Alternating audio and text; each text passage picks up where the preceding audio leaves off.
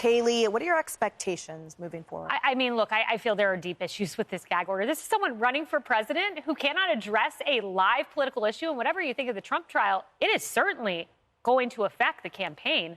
So you can't speak on it. There's an injustice there. I think the American people recognize it. But the media, meanwhile, is living out their wildest dream. I saw this headline last night. Secret Service, listen to this from ABC. Secret Service prepares for if Trump is jailed for contempt and hush money case. And they have a source in the service saying that they're preparing for this. But buried behind the headline of ABC's article is this, and you heard this from Nate Foy.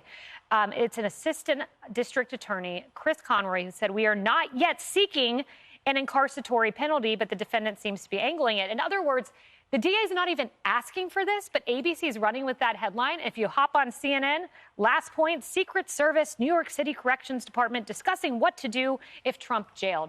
The media is going crazy. The DA hasn't asked for this, but this is just a glimpse of what you'll see over the coming weeks. And it's hard, Leslie, as not only a taxpayer here in this city, but in general as an American, that there's so many issues facing Americans that are colossally important and frankly eclipse these sort of the Trump derangement syndrome, the Trump obsession that the mainstream media has. Isn't this a disservice to all of us by focusing on the what ifs instead of focusing on the what nows for all of us?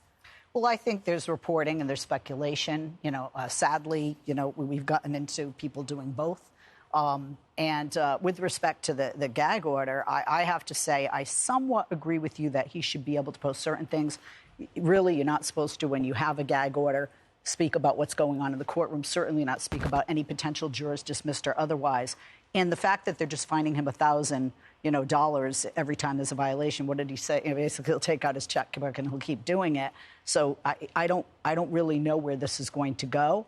I've said it before. I don't think he'll be incarcerated, not only for the gag order. I don't think he'll be incarcerated for this, even if he's found guilty. The issue is the disparity, right, between what is levied against Trump, no matter how seemingly minor, because in practice it's actually not. His attorneys did try to say, well, look, we are following this very specifically, to which the judge replied, you're losing all credibility with me. So it sounds like Trump not only has a specific directive from the court, but also surrounded by a hazy cloud of, and also don't do anything near it. And then meanwhile, Michael Cohen gets to run his mouth up and down, as does Stormy Daniel, producing her documentary and the like. So there's really a lack of equity here, and that too is troubling.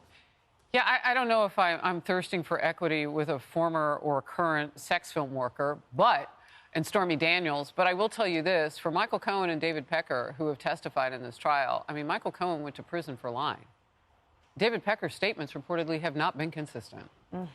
So if you've got two liars that are getting a platform and can go on, the alphabet soup networks at night, those that don't spell anything, only Fox does, and you can't even defend yourself against the lies that a convicted liar in Michael Cohen is saying against you, that is the unfairness that I see here.